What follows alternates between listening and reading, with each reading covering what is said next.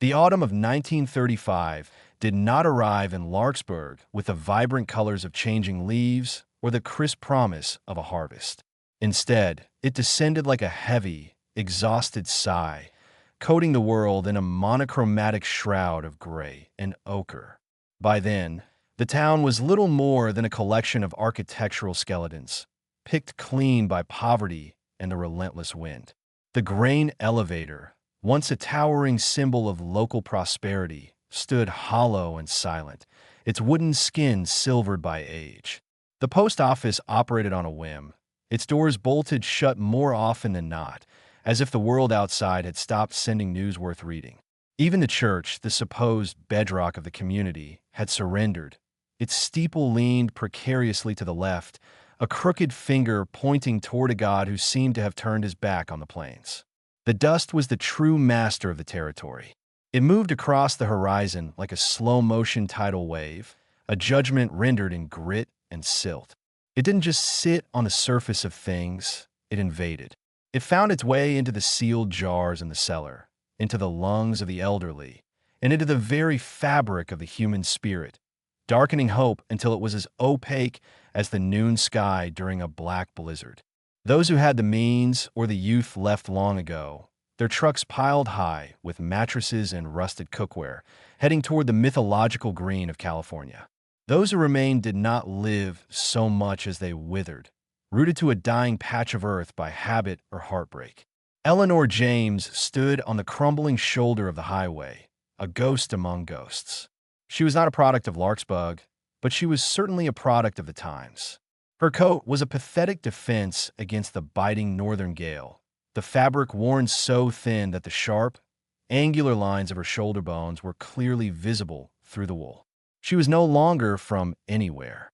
To claim a home was a luxury she had surrendered miles back, somewhere between the state line and the last town that had refused her work. The transport truck that had carried her this far had been a stroke of luck that felt like a curse. The driver, a man with a face like a crumpled road map, had offered her a ride in exchange for a silence she was only too happy to provide. When they reached the outskirts of the dying town, he had pulled over without a word of parting. A grunt of exertion, the heavy metallic slam of the passenger door, and the roar of the diesel engine was her only farewell. He left her standing there like a stray fence post, solitary, weathered, and barely holding its ground against the elements. Her hands, chapped and raw from the cold, were clamped tightly around the canvas handles of a grocery sack. It was a flimsy vessel for a life, containing nothing but a few scraps of dry bread, a change of clothes that smelled of lye, and a heavy, unspoken grief. She didn't look at the sack. Her eyes were fixed on the ditch that ran parallel to the road. There, tucked away from the direct bite of the wind, were 3 reasons for breathing. They were curled together in a tangled heap of limbs and thin blankets, resembling a litter of pups huddled in a den for survival. Annie, the eldest at 9, was the anchor. She had spent the morning urging her brothers forward with a voice that had lost its childhood lilt, replaced by a terrifying, adult pragmatism. She was the only thing standing between her siblings and total despair, a miniature soldier in a war with no front lines. Beside her was Luke, 7 years old, but carrying the temperament of a much younger child. The road had been unkind to him. He cried often, his tears carving clean streaks through the dust on his cheeks. And then there was Sarah. At only 3, Sarah had stopped crying weeks ago. She simply stared at the world with a mouth gone slack, her eyes glazed over as if she had already retreated halfway to some kinder, imagined place where the air didn't taste of dirt. Eleanor looked at her children and realized, with a startling lack of emotion, that she could no longer feel the cold. The physical numbness was a mercy. Hunger had chased away every other sensation, establishing a permanent residence in her body. It was a sharp, predatory thing that lived behind her eyes and crouched in her belly like a feral animal. But as painful as the starvation was, it paled in comparison to the knowing. The knowing was a cold weight in her chest, the realization that they had no destination, no savior on the horizon, and not a single coin left to their name. She had fled Wichita 3 weeks prior, driven out by a desperation that had finally outweighed her fear. To stay would have meant dying in increments, piece by piece, under the hand of a man who had traded his humanity for a bottle. What he hadn't gambled away, he had drunk. What he hadn't drunk, he had smashed in fits of rage when Eleanor's silence became a mirror he couldn't bear to look into. She had waited too long to run. That was the bitter truth she chewed on as she stood in the Larkspur dust. Now, the road stretched out before her like an empty prayer, and for the first time in her life, Eleanor James found herself wondering if the wind would finally be the thing to break her. The horizon was a jagged line of slate and copper, where the earth and sky bled into one another in a haze of suspended grit. Eleanor squinted against the stinging air, her lashes heavy with fine silt. Just as she felt the last tether of her resolve beginning to fray, a shape materialized from the shimmering blur of the distance. At first, it was nothing more than a trick of the light, a dark, flickering vertical line against the horizontal vastness. She braced herself, her fingers tightening on the sack, fearing it might be a phantom born of exhaustion or a drifter with ill intent. But as the figure drew closer, the rhythmic clink of metal and the muffled thud of hooves on hard-packed dirt reached her ears. It was a man on horseback, moving at a pace that suggested he was governed by the sun rather than a clock. He didn't ride like the panicked refugees she had seen fleeing in rusted fords.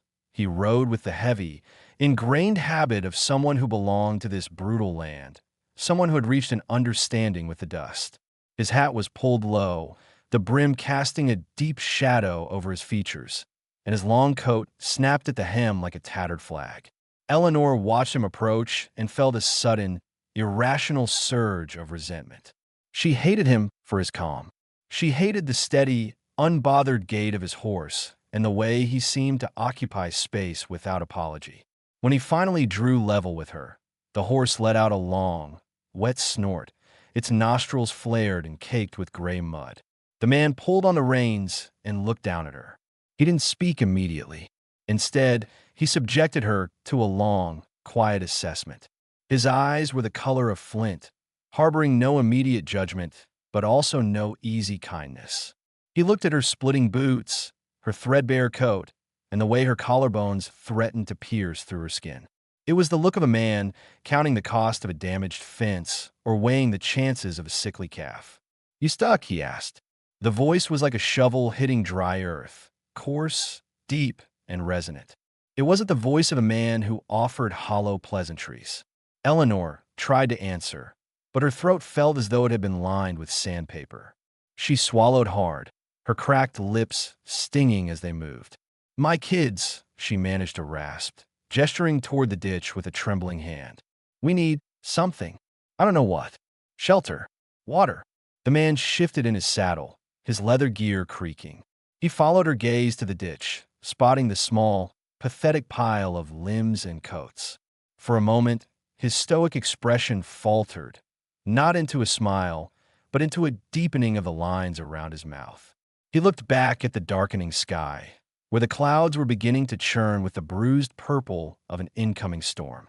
"Storm coming tonight," he said, more to himself than to her. "The kind that buries things. You can't stay out here on the shoulder."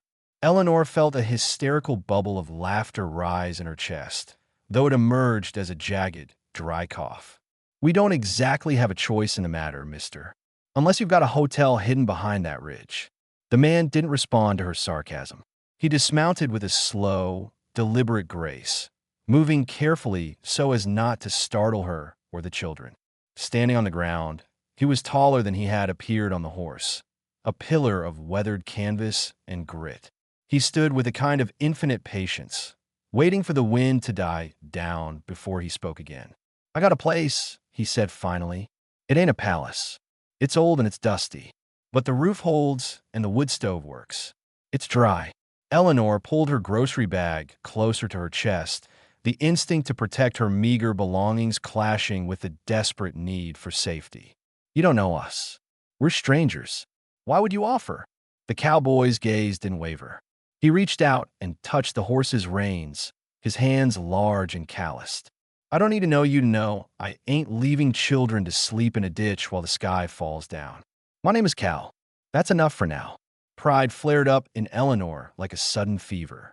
She wanted to tell him she didn't need his charity, that they could make it to the next town on their own. But then she looked down at Sarah.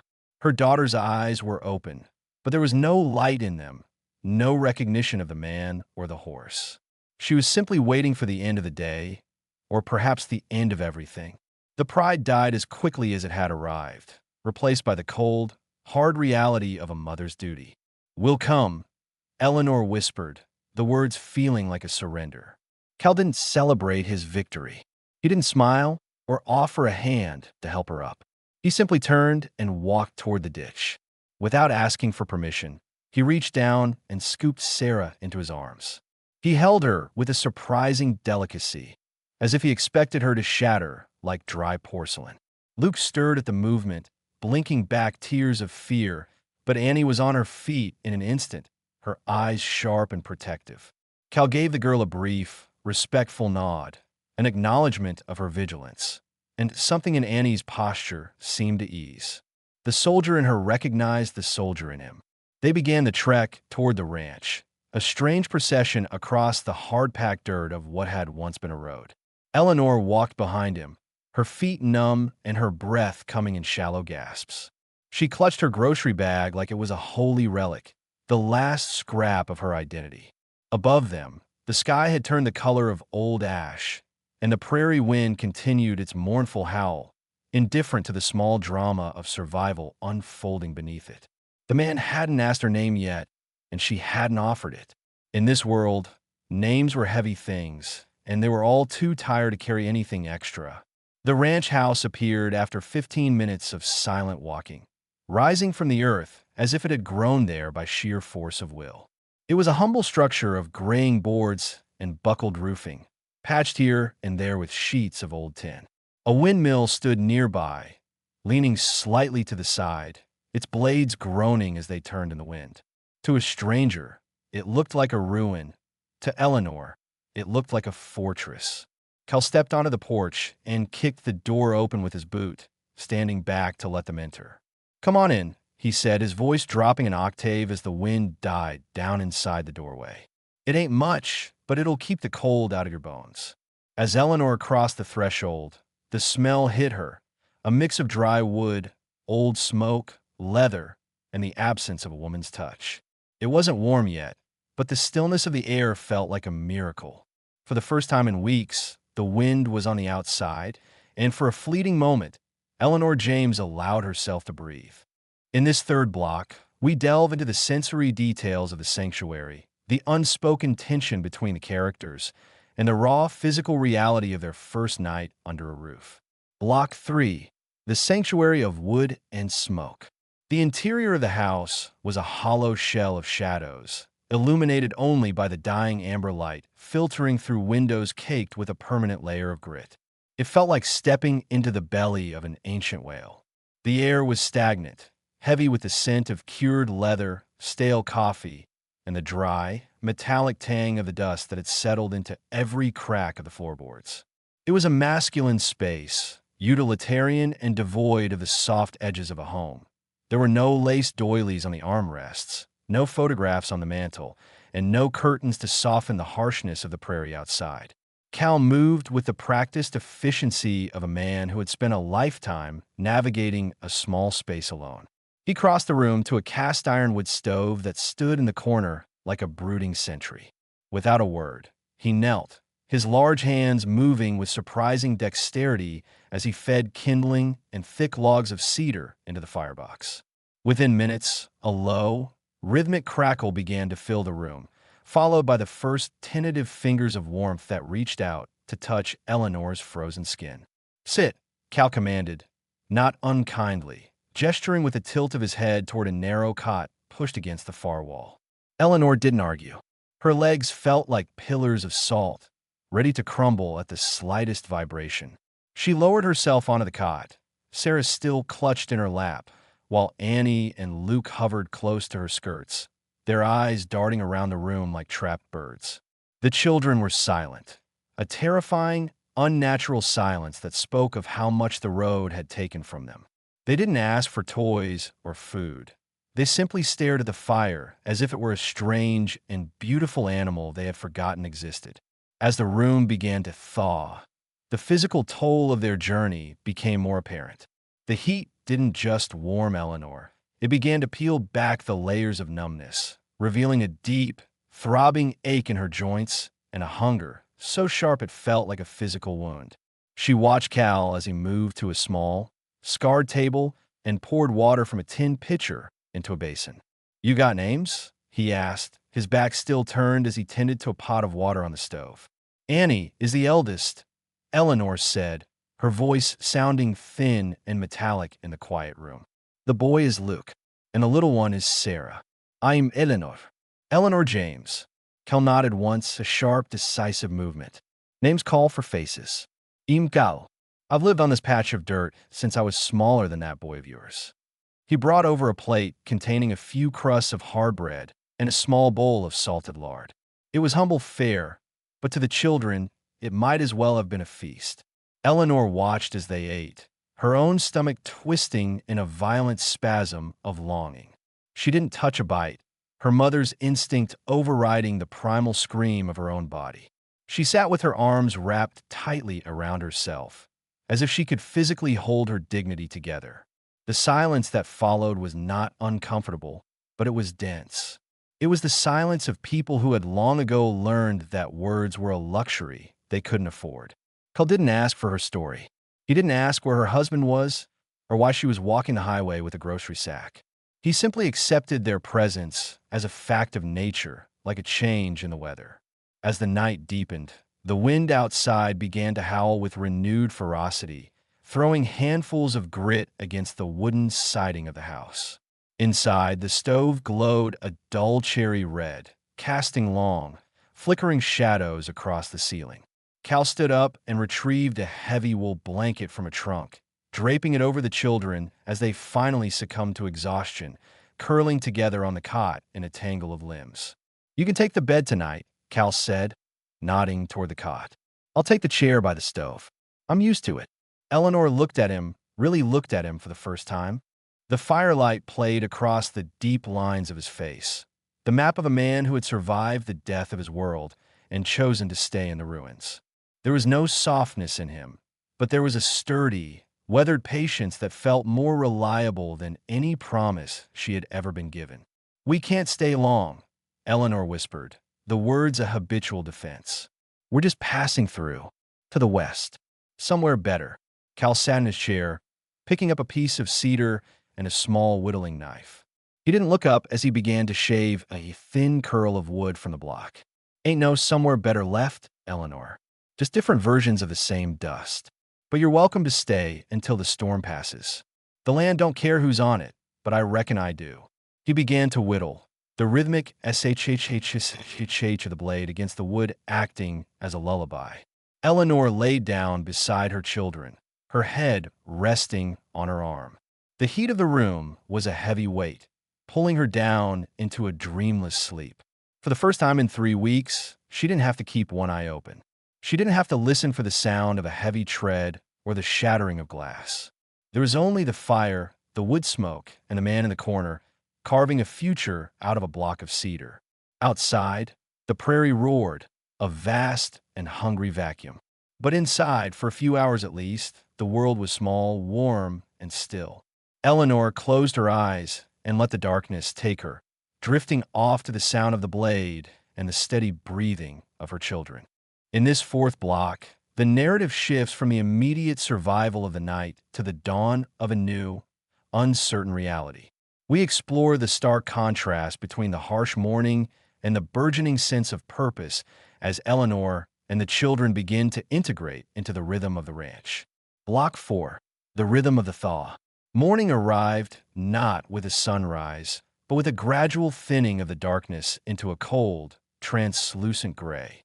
The wind had dropped to a low, mournful whistle, leaving behind a world transformed by the night's fury. Eleanor awoke before the first true light hit the floorboards, her body stiff from the cramped quarters of the cot and the weight of two sleeping children pressing against her side. For a disorienting second, she reached for the rough canvas of her grocery bag, her heart hammering against her ribs as she looked for the dish. Then, the smell of wood smoke and old grease grounded her. She was under a roof. She was safe. Cal was already gone from his chair. The fire in the stove had been banked, glowing with a steady, low heat that kept the worst of the morning chill at bay. Eleanor sat up slowly, easing her legs over the side of the bed so as not to wake Sarah. Her joints groaned in protest, and her feet, still encased in her ruined boots, felt like heavy stones. Through the frost-etched window, she saw him. Cal was a dark silhouette against the pale prairie, his breath blooming in white plumes as he swung an axe with a steady, hypnotic rhythm. Each strike was precise, a clean thwack that echoed across the silent yard. He wasn't rushing. He was simply working, moving with the economy of a man who knew exactly how much energy he had to spend to survive the winter. Eleanor stood and tucked the frayed wool blanket around Annie's shoulders. The girl's face looked softer in sleep, the lines of premature worry smoothed over by exhaustion. After a moment's hesitation, Eleanor straightened her dress, smoothed her tangled hair as best she could, and stepped out onto the porch. The cold hit her like a physical blow, sharp and invigorating. The world was coated in a fine, crystalline rime that turned the dust into something that looked, momentarily, like diamonds. She walked toward the woodpile, her breath catching in her throat. "You don't have to do all that on our account," she said, her voice sounding small in the vast, open space of the yard. Cal didn't break his stride. He brought the axe down, splitting a thick log of oak as if it were made of dry parchment. He set the two halves aside before looking up, his face flushed with the exertion and the bite of the air. "Winter don't care who it's for, Eleanor," he said, his voice as rough as the bark of the wood he was splitting. "It just comes. Whether there's one soul in this house or 5, the stove needs feeding." He wiped a bead of sweat from his forehead with a calloused palm and leaned on the axe handle. He looked at her, his eyes narrowed against the glare of the pale sky. "The kid's still sleeping, dead to the world," she replied, crossing her arms against the chill. "It's the first time they haven't woken up crying since we left Wichita." Cal nodded, a short, clipped movement. "Sleep is a kind of medicine. Let him be. There's a tin of beans and some salt pork on the counter. You can get a start on breakfast if you've a mind to. I've got to check the stock." Eleanor watched him walk away toward the barn, his gait heavy and sure. She felt a strange, flickering sensation in her chest. Not quite hope, but the absence of terror. It was the first time in years she hadn't been told what to do with a snarl or a threat. Here, work was a transaction, a way to earn her space in the world. Inside the kitchen, she found the meager supplies Cal had mentioned. The kitchen was a testament to a man who lived alone, functional, sparse, and thick with a layer of neglect that only a woman's eye could truly see. She found a heavy iron skillet and began to slice the salt pork, the sizzle of the fat on the stove creating a domestic music that felt profoundly foreign. By the time the meat was browning, Annie had emerged from the bedroom, her eyes wide and watchful. She didn't ask where they were or what was happening. She simply saw the food and the heat and understood the new rules of their existence. Without being asked, she began to set the table, her small hands moving with a trembling precision. "He's a good man, Mama," Annie whispered, her voice barely audible over the crackle of the stove. Eleanor paused, the spatula in her hand. "He's a quiet man, Annie. In this world, quiet is usually better than loud." As the children ate, their faces gradually losing that haunting, gray pallor of starvation, Cal returned from the barn. He brought with him the scent of hay and horse sweat, a grounded, earthy smell that filled the room. He sat at the head of the table, his presence large and imposing, yet strangely non-threatening. He watched Luke reach for a piece of bread, his eyes following the boy's movements with a curious, distant expression. "You know how to handle a hen, girl?" he asked, looking at Annie. Annie nodded vigorously, her mouth full of beans. "I helped my grandmother back home. I can gather eggs. I don't mind the pecking." "Good," Cal said. "The hen house needs tending." and the boy can help me with the water. The pump's frozen, but we can thaw it with some boiling water. We all work here. That's how it goes." Eleanor looked at her children. Annie standing a little taller, Luke wiping his face with his sleeve, even Sarah reaching for a spoon with a glimmer of interest. They weren't just surviving anymore. They were being invited to participate. "I can clean," Eleanor said, her voice firm. "I can cook and mend and keep this place from falling into the dirt." Cal looked at her, a slow, assessing gaze that felt like a bridge being built. "I reckon you can, Eleanor James. I reckon you can." The morning unfolded in a slow, uncertain rhythm. It was the first day of a different kind of life, one defined not by the fear of what was behind them, but by the weight of the work ahead. The dust still lingered on the horizon, and the future was still a shadowy, unformed thing. But as Eleanor scrubbed the first layer of grime from the kitchen counter, she felt the first stirrings of a new root taking hold in the hard-packed soil of the ranch. In this fifth block, the fragile piece of the ranch is solidified through shared labor, leading to the first real moment of vulnerability and the introduction of Cal's past. Block 5, the weight of the past. As the days bled into a week, the ranch began to breathe with a new, collective lung. The silence that had once been a heavy, suffocating shroud over the house started to fray at the edges, replaced by the domestic clatter of a life being rebuilt. Eleanor found that her hands, once trembling with the palsy of fear, grew steady through the repetition of chores. She waged a quiet war against the dust, scouring the floorboards with lye and vinegar until the wood beneath the grit revealed a warm, honeyed grain. She mended the curtains, which had hung like funeral veils over the windows, and found a strange, meditative peace in the rhythmic motion of a needle. Cal remained a man of few words, but his actions began to speak a language Eleanor was slowly learning to translate. He didn't offer praise, but he started leaving the best cuts of meat for the children. He didn't ask her if she was tired, but he began bringing in extra wood for the stove so she wouldn't have to haul it in the twilight. Their relationship was built on a foundation of mutual utility, a pact signed in sweat and silence. One evening, after the children had been tucked into the cot, now bolstered by a second mattress Cal had dragged down from the attic, Eleanor sat at the table, her fingers busy shelling a bowl of dried beans. Cal sat in his usual corner, the cedar block in his hand, nearly transformed into the shape of a small, galloping horse. The firelight flickered across the room, casting long, dancing shadows that made the walls feel closer, more intimate. "You've a knack for this," Eleanor said softly, gesturing toward the wood carving. "It's got a spirit to it." Cal stopped his knife, the blade reflecting the orange glow of the embers. He looked at the wooden horse, then at her. "My father taught me. Said a man's hands ought to know how to create as well as destroy. He wasn't much for talk, but he could make a piece that would look like it was about to jump out of your palm." It was the most he had spoken about himself since they arrived. Eleanor felt a door crack open, just an inch. "He's still around?" Cal shook his head, the movement slow and heavy. "The land took him. It takes most men in the end. It's a greedy mistress, Eleanor. My brother, Ray, he saw that earlier than I did. He left 3 years ago. Said the dirt was a graveyard, and he wanted to go somewhere where things actually grew." "Where did he go?" "California," Cal said, the words sounding like a bitter taste in his mouth. "Picking fruit. Sending back letters for a while about the green valleys and the ocean air. Then the letters stopped. Ray was the charming one, the one who could talk a bird out of a tree. I guess the world has more use for a man like that than a man like me." Eleanor watched his hands, the thick, scarred knuckles and the steady grip on the knife. "Charm doesn't keep a roof over your head when the sky turns black, Cal. It doesn't put wood in the stove." Cal looked at her then, his flinty eyes softening into something that resembled a long-buried sorrow. "Maybe not. No, it makes the quiet easier to bear. Before you showed up, this house was just a place I slept between chores. It wasn't this."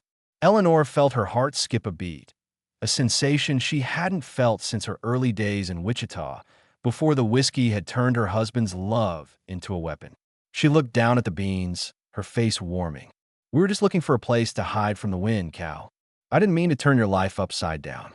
"It needed turning," he said simply. The peace of the moment was interrupted by a sudden, sharp rap at the front door. It was a sound that didn't belong to the prairie, a rhythmic, demanding knock that carried the weight of the outside world. Eleanor froze, her mind immediately racing back to the bruised nights in Wichita, the fear of the debt collector or the law. Cal stood up, his hand instinctively dropping to the heavy belt at his waist. He walked to the door and pulled it open, revealing a woman standing on the porch. She was dressed in a traveling coat that had seen better days, her hair pulled back in a severe, practical bun. Her eyes were dark and piercing, scanning the room with the practiced efficiency of a hawk. "Ruth," Cal said, his voice a mixture of surprise and a subtle, defensive tension. "I heard you were keeping company, Cal," the woman said, her voice sharp and carrying a distinct edge of disapproval. She stepped into the room without waiting for an invitation, her gaze landing squarely on Eleanor. "I didn't believe it until I saw the smoke from the chimney. You always were a fool for a stray, but this is a bit much, don't you think?" "Kal jau tiktanat." "Ruth, this is Eleanor. She's staying here, with her kids." Ruth looked at Eleanor, then at the pile of children on the cot. She didn't offer a smile or a greeting. Instead, she let out a long, weary sigh. "3 mouths to feed, Cal. In a season like this, you can barely keep your own ribs from meeting your spine. What are you thinking?" "I'm thinking I'm not going to leave children in a ditch," Cal snapped, his voice rising for the first time. "This is my house, Ruth. My land. And it's my family name you're dragging through the mud." Ruth countered, her eyes flashing. "People in town are talking. They're saying you've taken in a runaway and her brood. You know what that looks like." Eleanor stood up, her dignity rising like a shield. "I'm not a runaway, ma'am. I'm a mother, and I earn my keep. If my presence is a problem, we can leave." Ruth looked at her, really looked at her, and for a fleeting second, the hardness in her eyes wavered. She saw the clean floors, the mended curtains, and the way Eleanor stood her ground. "You've got a spine, I'll give you that. But a spine won't fill a grain bin, and it won't stop the bank from coming if Cal falls behind. You're a liability, Mrs. James, whether you like it or not." She turned back to Cal, her expression softening just a fraction. "I didn't come here to fight. I came to warn you. The world is getting smaller, Cal. People are desperate, and desperate people look for someone to blame. Don't let that someone be you." With that, she turned and disappeared back into the darkness, the sound of her wagon fading into the distance. The silence that returned to the house was different than before. It was heavy with the weight of the world's judgment. Cal didn't look at Eleanor. He sat back down in his chair and picked up the wooden horse. The knife moved again, but the rhythm was off, jerky and unsettled. "She's my sister," he said quietly, after a long silence. "She worries. That's her way." "She's right," Eleanor whispered. "We are a liability." Cal stopped whittling and looked at her, his gaze steady and unyielding. "I've been a liability to myself for 30 years, Eleanor. I reckon I can handle a few more. Now get some sleep. We've got fences to mend in the morning." As Eleanor laid down beside her children, she felt the first stirrings of a new kind of fear. Not the fear of the road, but the fear of losing the fragile sanctuary they had found. The world was watching, and the dust was still rising. In this 6th block, the fragile piece of the ranch is shattered by the arrival of a legal threat from Eleanor's past, forcing a confrontation between her history and her new reality. Block 6, the ghost in the yard. The spring did not arrive with a flourish. It arrived with a deceptive softness. The wind, which had spent months screaming in a high, metallic pitch, began to carry the scent of wet sage and the raw, hopeful musk of thawing earth. Green shoots, stubborn and pale, poked through the gray crust of the prairie like needles stitching the land back together. On the ranch, the rhythm had become a shared heartbeat.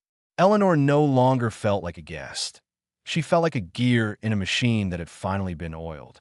But the peace of the prairie is an easy thing to break. It happened on a Tuesday afternoon, the kind of day where the sky was so blue it looked fragile. Eleanor was on the porch, shaking out a rug, when the sound of a combustion engine, a rare intrusive noise in these parts, rumbled up the drive. A black sedan, its fenders coated in a thick pelt of dried mud, pulled into the yard, coughing out a cloud of blue smoke. Eleanor's heart didn't just beat, it recoiled. She felt the old, familiar ice of Wichita creeping up her spine. This wasn't a farmer's truck or a neighbor's wagon. This was a city car, sleek and predatory.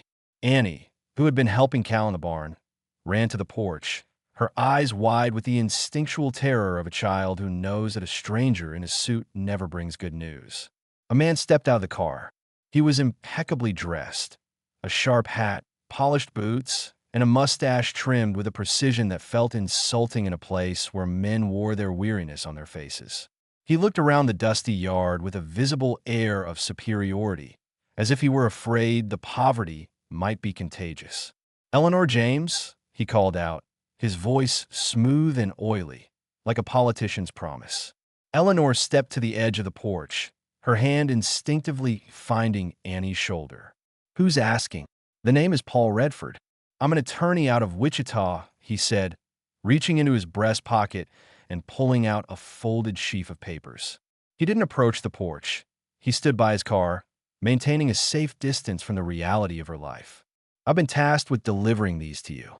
It took some doing to track you down, Mrs. James. You didn't leave much of a trail." "I wasn't trying to be found," Eleanor said, her voice trembling despite her best efforts. "So it would seem." Redford tapped the papers against his palm. "Your husband, well, your legal spouse, Mr. Thomas James, has filed a petition with the court. He's seeking full custody of the 3 minor children." The world seemed to tilt. Eleanor felt the air leave her lungs as if she'd been kicked. He can't. He doesn't want them. He never did. The law doesn't care about want, Mrs. James. It cares about rights. And as the father and a man of some renewed standing in the community, having recently found steady employment, he claims you kidnapped the children and are raising them in an environment of extreme moral and physical peril. Looking at this place, I'd say he's got a compelling argument. "He's a drunk," Eleanor shouted, the words tearing out her throat. "He hit them. He ran us into the dirt until we were eating grass. You think I walked across 3 states for the scenery?" Redford shrugged, a small, indifferent movement of his shoulders. "I'm just the messenger, ma'am. But the court date is set for next month. If you aren't there to answer the summons, a warrant will be issued for your arrest, and the children will be taken by the sheriff." A shadow fell over the porch. Cal had appeared from the side of the barn, his face a mask of cold, hard granite. He didn't say anything at first. He just stood there, his large hands resting at his sides, his presence instantly rebalancing the energy in the yard. Redford looked Cal up and down, a smirk playing at the corners of his mouth. "And I assume you're the man providing for her? The court will be very interested in the nature of this arrangement, I'm sure." Cal stepped off the porch. He didn't run. He walked with a slow, predatory deliberateness that made Redford's smirk vanish. Cal stopped 3 feet from the lawyer, towering over him. "You've delivered your papers," Cal said, his voice a low, vibrating growl. "Now get in your car and get off my land before I decide you're a pest that needs clearing." Redford tried to puff out his chest, but he was looking into the eyes of a man who had stared down dust storms and starvation. He realized, quite suddenly, that his law degree was no protection here. "I'm leaving, but this won't go away, cowboy. The law is the law."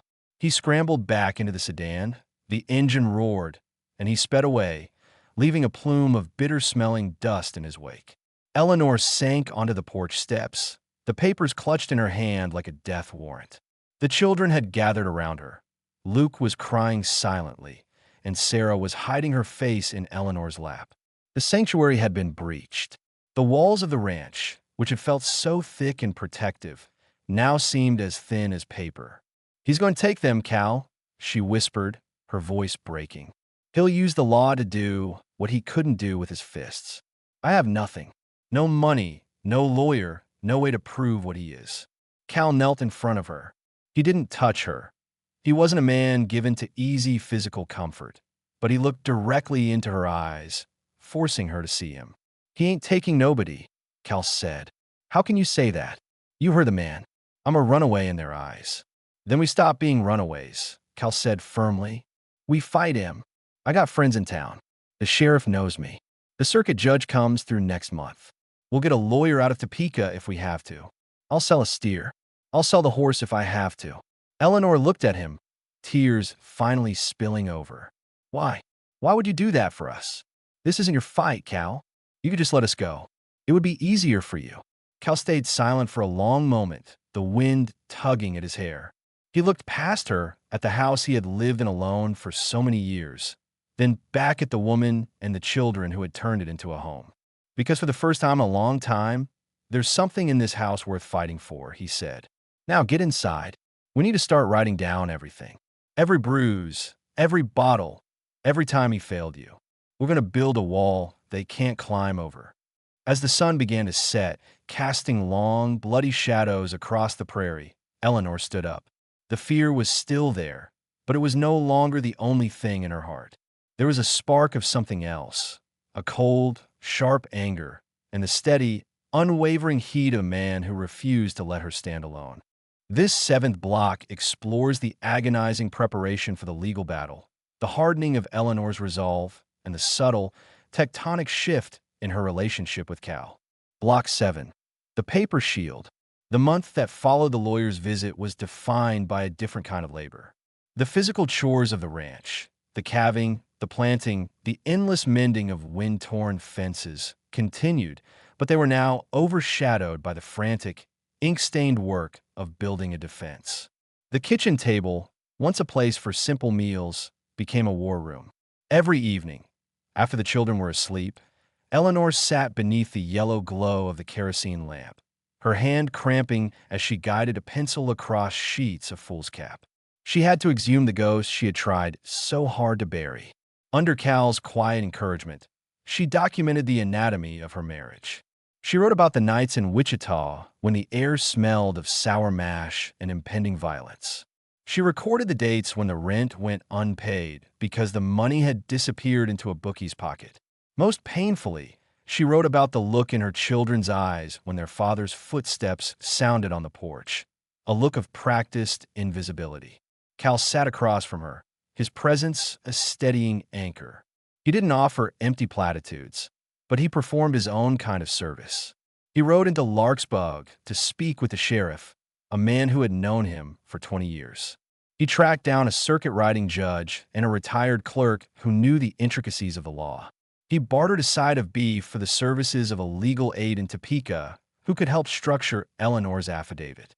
It feels like I'm putting my soul on display for a stranger to judge, Eleanor whispered one night, dropping the pencil in exhaustion. Her eyes were rimmed with red, and the weight of the memories felt heavier than the dust. Cal reached across the table. He didn't take her hand, not yet, but he tapped the stack of papers she had produced. You aren't just showing your soul, Eleanor. You're showing your strength. A woman who walks 3 states to save her young. That's a story the law needs to hear. Most folks just curl up and die. You kept moving. And what if it's not enough? The law likes men with jobs and houses. I'm just a woman living on a bachelor's ranch. Ruth was right. It looks a certain way. Cal stood up and walked to the window, looking out into the vast, starlit silence of the prairie. Then we give him a different way to look at it.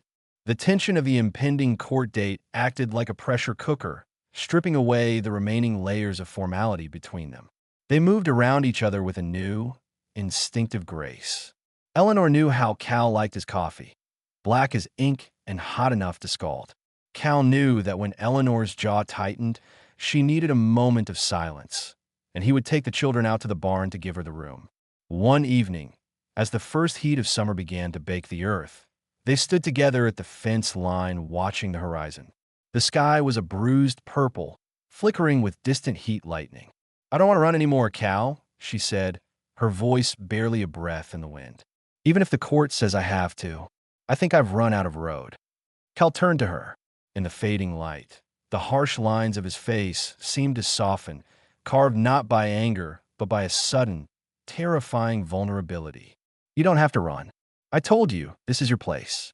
But if things go south, we'll find a way. I ain't letting him take those kids. I'll load the wagon and we'll head for the mountains if we have to. I've lived my whole life on this dirt, but it's just dirt. You and the kids, You're the life in it." Eleanor felt a lump form in her throat, a mixture of gratitude and something she hadn't permitted herself to feel in a decade: hope. She reached out, her fingers brushing against the rough wool of his sleeve, then sliding down to find his hand. His palm was a map of calluses and scars, as hard as the land itself, but when his fingers closed around hers, the grip was incredibly gentle. It wasn't a romantic gesture in the traditional sense. There were no flowers or whispered poems. It was a pact, a joining of two people who had both been discarded by the world and had decided to build a world of their own. "You really mean that?" she asked. "You'd leave all this?" "For us.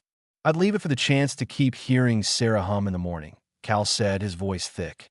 "I'd leave it to see Annie grow up without that look in her eye, like she's waiting for the floor to drop out." The day of the hearing arrived with a relentless, blinding sun. Eleanor wore a dress that Ruth had brought over, a simple navy cotton that had been laundered and pressed until it felt like armor. She scrubbed the children's faces until they shone, and Cal put on his only white shirt, the collar stiff and unfamiliar. As they piled into a borrowed truck to head into town, Eleanor looked back at the ranch. It looked small against the backdrop of the plains, a fragile collection of wood and tin. But as she felt Cal's shoulder pressing against hers in the cramped cab, she realized the ranch wasn't the sanctuary. They were the sanctuary. The courthouse in Larkspur was a squat, brick building that seemed to sweat in the heat. Inside, the air was thick with the smell of floor wax and old paper. Eleanor saw Thomas standing by the far wall, flanked by the slick lawyer, Redford. Thomas looked different, clean-shaven and wearing a suit that didn't fit his slumped shoulders. He looked like a man playing a part. When his eyes met Eleanor's, she expected to feel the old, paralyzing terror. But instead, she felt a cold, crystalline clarity. She saw the weakness behind his bravado, the hollowness of his claim. She wasn't the trembling girl who had fled Wichita in the middle of the night. She was a woman who had survived the dust, who had mended the broken house of a lonely man, and who had earned her place under the sun. The judge, a man whose skin looked like crumpled parchment, took his seat and peered over his spectacles at the room. "Case of James versus James," he croaked, regarding the custody of 3 minors. Eleanor took a deep breath, her hand finding Cal's beneath the table. The fight was no longer in the shadows. It was in the light. The courtroom was a claustrophobic chamber of polished oak and stagnant air, vibrating with the low hum of a ceiling fan that did little more than move the heat from one corner to another. Eleanor sat at the petitioner's table, her spine as rigid as a fence post. To her left sat Cal, his large frame squeezed into a chair that seemed too small for a man of his stature. He sat in a silence so profound it was almost territorial, his presence a silent warning to anyone who dared threaten the woman beside him. Across the aisle, Thomas James sat with a forced, upright posture. He looked groomed, scrubbed to the tavern smell that had defined her memories of him. But his eyes were the same, restless, darting, and filled with a shallow, manipulative light. Beside him, the attorney Redford looked like a predator in a silk tie, his fountain pen poised like a needle. Judge Miller, a man who looked as though he had been carved out of the very limestone of the Kansas hills, began the proceedings with a weary, practiced air. He listened as Redford spun a tale of a shattered home, of a wayward wife who had stolen children for their loving father to live in sin and squalor on a bachelor's ranch. Redford's voice was a rhythmic drone, punctuated by dramatic pauses and pointed looks at Cal. He spoke of the moral vacuum of the plains and the unstable nature of Eleanor's current living arrangements. When it was Eleanor's turn to speak, she felt a momentary surge of the old vertigo. The eyes of the small-town audience, curious neighbors, the sheriff, and a tight-lipped Ruth in the back row, felt like a physical weight. But then she felt Cal's hand brush against her elbow, a brief, grounding contact that reminded her of the wood stove, the mended curtains, and the 3 children waiting in the hallway. She stood up. She didn't look at Redford, and she didn't look at Thomas. She looked directly at Judge Miller. "I didn't run away because I wanted a different life, Your Honor," Eleanor began, her voice gaining strength with every syllable. I ran because I wanted my children to have any life. In Wichita, their father didn't provide a home. He provided a cage. I watched him drink the rent money while my youngest grew too weak to cry. I watched my daughter, Annie, learn to hide in a closet before she learned her multiplication tables. I didn't steal them. I rescued them. She reached for the stack of paper she had labored over for weeks, the paper shield. These aren't just words. These are the dates of every time the police were called. These are the names of the doctors who saw the bruises. And as for where we are now, she paused, glancing at Cal. We live on a ranch where the work is hard and the dust is plenty. But for the first time, my children wake up without fear. They have shoes on their feet and food in their bellies that was earned with honest sweat. If that is moral peril, then I don't know what virtue is. Thomas stood up, his face reddening. She's a liar. She's always been a hysterical woman. Ask anyone in Wichita. The judge slammed his gavel with a crack that sounded like a rifle shot. Sit down, Mr. James. You'll have your turn, and you'll use it to explain why your employment record is as thin as a winter coat. The hours that followed were a grueling excavation of Thomas's character. Under the judge's sharp questioning, the steady employment Thomas claimed turned out to be a week-long stint at a warehouse, secured only days before the filing. The loving father could not remember the birthdays of his sons or the middle name of his youngest daughter. But the turning point came when Cal was called to the stand. He didn't walk. He strode, the floorboards groaning under his weight. He took the oath with a gravity that made the room fall silent. Mr. Callan, Redford sneered, leaning against the railing. What exactly is your relationship to Mrs. James? Why would a man of your solitary nature take in a woman and 3 children? What are you getting out of this? Cal looked at the lawyer with a pitying expression, as if he were looking at a particularly dense calf. I'm getting the sound of laughter in a house that's been silent for 20 years, Cal said, his voice echoing in the rafters. I'm getting a partner who works harder than any 3 men I've ever hired. And as for what she's getting a man who doesn't need a bottle to feel like a giant. I ain't their father by blood, but I've stood between them and the wind for 6 months, and I'll keep standing there as long as they'll have me. The room was so quiet you could hear the grit scratching against the window panes. Judge Miller leaned back, his cloudy eyes moving from Eleanor to Thomas, and finally to Cal. He spent a long time looking at the children's school records, Annie's perfect attendance, the notes from the local teacher about Luke's progress. He looked at the affidavits Cal had gathered from the townspeople, men who spoke of Cal's integrity and Eleanor's tireless work. The law, Judge Miller said finally, his voice sounding older and more tired than before, is often a blunt instrument. It looks for signatures and titles, but it also looks for the best interests of those who cannot speak for themselves. He turned his gaze toward Thomas. Mr. James, you have provided a suit and a lawyer. Mrs. James has provided a life. You ran toward your vices. She ran toward a sanctuary. In this court's eyes, a home isn't defined by a marriage certificate, but by the safety of the children within its walls. He picked up his gavel. Petition for custody is denied. Eleanor James shall retain full guardianship. And Mr. Callan, the judge paused, a ghost of a smile touching his lips. Keep that wood stove burning. This world needs more places like yours. The sound of the gavel hitting the block was the sweetest music Eleanor had ever heard. She didn't cheer. She didn't cry. She simply sat down, her legs finally giving way, and buried her face in her hands. She felt Cal's hand on her shoulder, heavy, warm, and permanent. Thomas stormed out of the room, Redford trailing behind him like a beaten dog, but Eleanor didn't even watch them go. They were ghosts now, fading back into the dust of Wichita. Outside, the air was hot and the sun was blinding, but for the first time, the horizon didn't look like a threat. It looked like a beginning. Ruth met them on the steps, her severe expression finally breaking into a nod of genuine respect. You handled yourself well, Eleanor, she said, before handing a small bag of peppermint candies to the children. As they drove back toward the ranch, the children cheering in the back of the truck, Cal reached over and took Eleanor's hand. He didn't say anything, but he didn't have to. The paper shield had held. The sanctuary was theirs.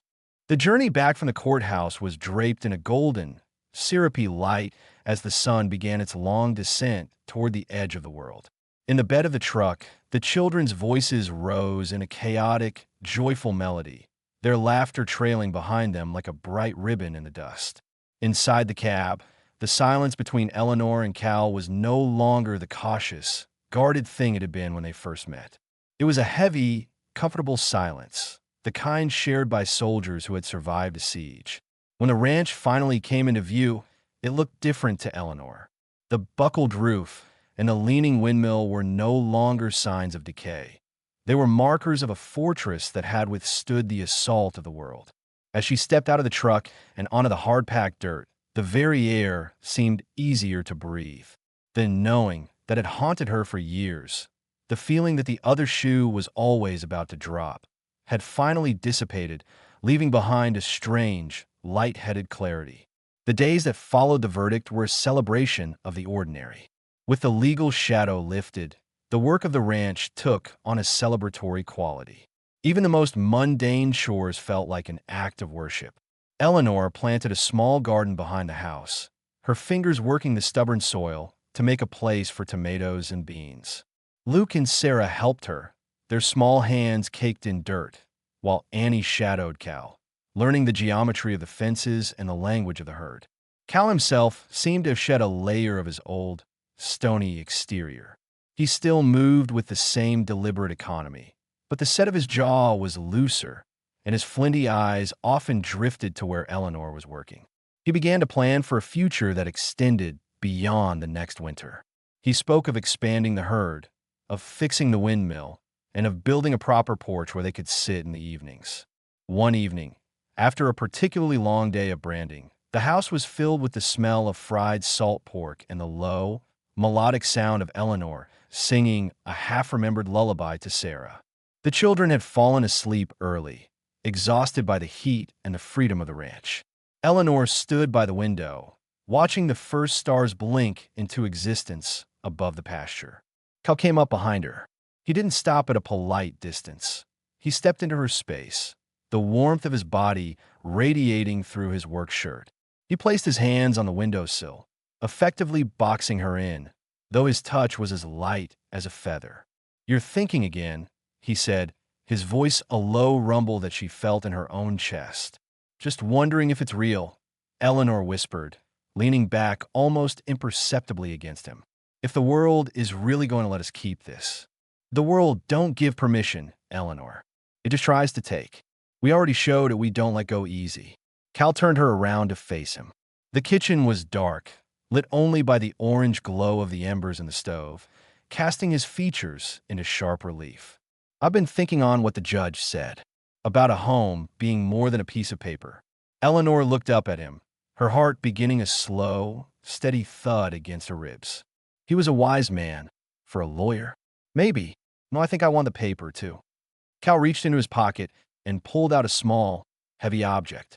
He took Eleanor's hand and pressed it into her palm. It wasn't a diamond. It was a simple band of silver, worn smooth by time. "This was my mother's. She stayed on this ranch when the wells ran dry and the grass died. She stayed because she loved a man who didn't know how to say it. I ain't much better at the talking part, Eleanor. But I want you to stay. Not because you're stuck. Not because of the law. But because I don't know who I am anymore if you aren't in this house." Eleanor looked down at the ring, the silver catching the dim light. Tears, hot and sudden, blurred her vision. This wasn't the desperate proposal of a man looking for a housekeeper. It was the offering of a man who had found his missing piece in the wreckage of a dust storm. "I've been a wife before, Cal," she said, her voice trembling. "It wasn't a kind thing. I'm scared I don't know how to be the kind of woman you deserve." Cal cupped her face in his hands, his calluses rough against her skin, but his touch was infinitely tender. "You've been a mother, a survivor, and the best hand I've ever had on this ranch. You don't need to learn nothing.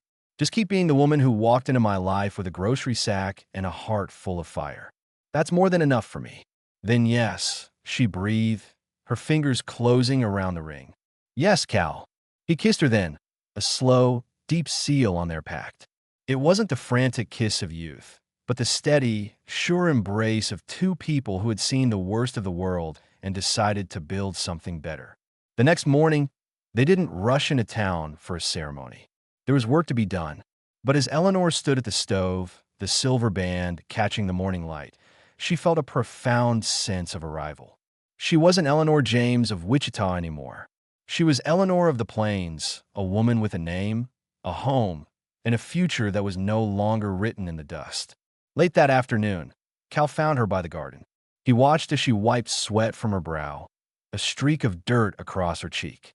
"I got something else to tell you," he said, a rare, boyish grin tugging at the corner of his mouth.